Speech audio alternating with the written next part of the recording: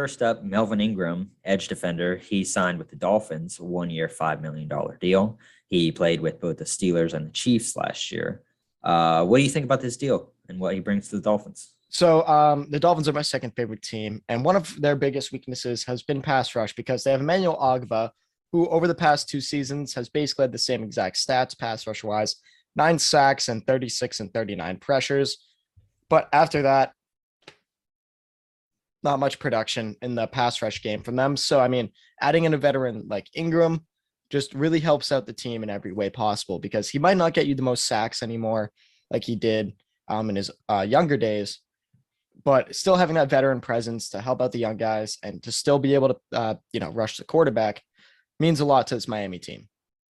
Yeah, obviously it's not like a groundbreaking championship signing, but I really like this for the Dolphins because people didn't really want to admit this last year, especially I'm a Steelers fan. So Steelers fans really didn't like the way the whole Ingram situation played out last year, but he was good for both teams he played for last year. The sack numbers weren't there, but he had 42 pressures in under 600 snaps over the full season. Yeah. And really, he's known as a pass rusher because that was what he was great at with the Chargers. He was top 5 in pressures in both 2017 and 18.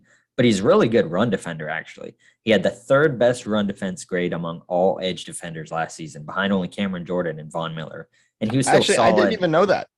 Yeah, he was still solid against the pass, too. He had the 18th best pass rush grade. So he's more of a part-time player now. So he's not going to rack up those huge numbers, but that's okay. You know, they have Emmanuel Ogba, they have Jalen Phillips, not groundbreaking players, but if you can get limited snaps from Ingram, he'll be more fresh when he does come off the bench. So I like the signing.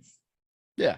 And another guy that we want to speak on is Kyle Fuller to the Ravens. As we know, Kyle Fuller has spent time with a couple teams in the NFL, most notably the Bears, but and then the Broncos for a year. And then when he went to the Broncos, he just didn't look the same. I mean, he's still like kind of young. You know, he's not like he's an old veteran.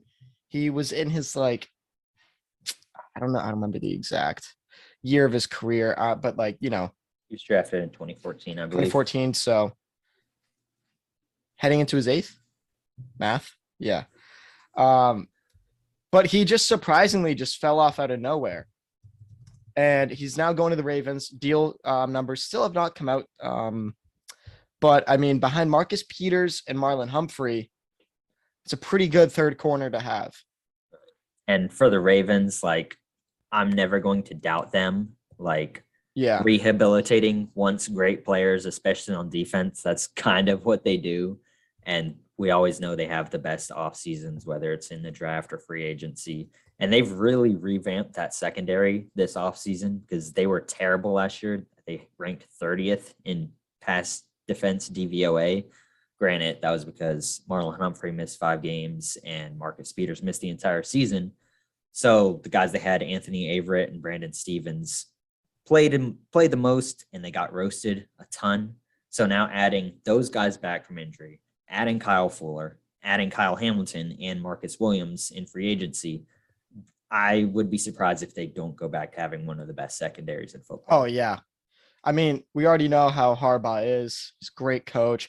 Bring in players like that. I mean, their whole secondary, it just seems like it has so much potential at just being elite next year. Because barring health, hopefully. Yes, barring health. Because Marcus Peters is kind of like the Trayvon Diggs. He's the one. He's basically the first version of him. Marlon Humphrey's just great.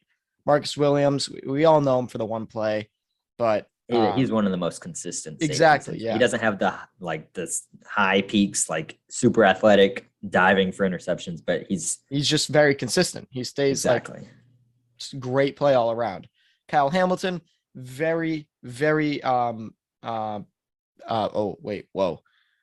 very excited to see what he has to do this rookie year because he fell so far in the draft. I mean, I think he was a top 5 talent. I agree. But I genuinely don't know what happened. Maybe because people think he's slow or something like that, but he's going to be great. And then, obviously adding Kyle Fuller. Don't forget they have Chuck Clark too, who's not bad himself. So Kyle Hamilton held to them, it's we already have 2 solid starting safeties, but when a talent like that falls, and that's why the Ravens are the Ravens, because they just get the best players. Yeah. I also wanted to say I'm interested, though, to see how they utilize Fuller, because I think obviously Humphrey and Peters are the two starting outside corners.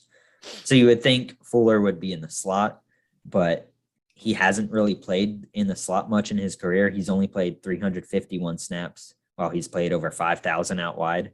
And 265 of those slot snaps came last year, which was obviously the worst season of his career. Yeah. He had the fourth worst PFF grade among 79 eligible corners. He gave up 6 touchdowns, 126.6 passer rating. So, like I said, I think he'll bounce back, but I just want to see how they use him. And if they do use him in the slot, how he'll fare better than last year. Yeah. I mean, isn't he a great tackler too? Or at least was. So that on top of Peanut Tillman Jr. and Marlon Humphrey, it's just, I think that'll be really good, at least in the run game. That's a good point. Ravens always like those physical corners. Oh, yeah. I mean, Marcus Peters isn't really that physical, but like, yeah, he's like the outlier. Yeah, he does what he does. He's either gonna get an interception or, have like Kendrick Bourne beat him on a double move for a 75-yard touchdown. I'm not even talking about Marcus Peters at that point. Speaking of corners, though, are you good with Kyle?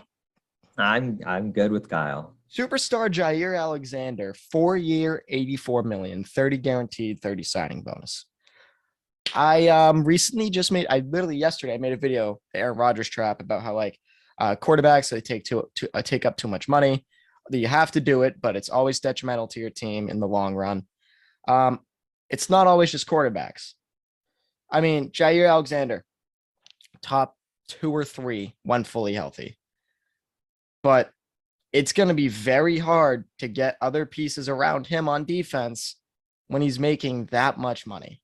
Now, I understand that 30 of it was signing bonus. So, that helps out a little bit, but still. In general, when players are given that much money, listen, he deserves it. He deserves it so much because he's that good. He's only 25 years old. Yeah, but from a team standpoint, those types of contracts hurt the team almost every time.